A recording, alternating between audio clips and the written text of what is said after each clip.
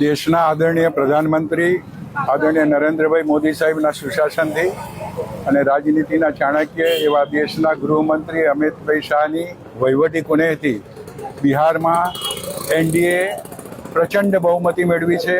આજે 200 કરતાં પણ વધારે સીટ મેળવી અને ન ભૂતો ન ભવિષ્યથી ભૂતકાળમાં ક્યારેય મેળવી ન હોય એટલી સીટોથી એક જ્વલંત વિજય મેળવ્યો છે. એટલું જ નહીં, સામે લાલુની પાર્ટીનો ખૂબ જ નામોશીભર્યો પરાજય થયો છે અને સાથે સાથે તેજસ્વી યાદવ પોતાની સીટ પણ બચાવી શક્યા નથી અને એમણે હાર સહન કરવી પડી છે.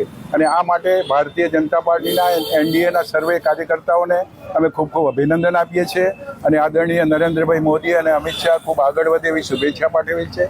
અને આ વિજયની ઉજવણી માટે ડભોઈ નગરમાં ટાવર ચોક ખાતે ભારતીય જનતા પાર્ટીના કાર્યકરો, જેમાં મારી સાથે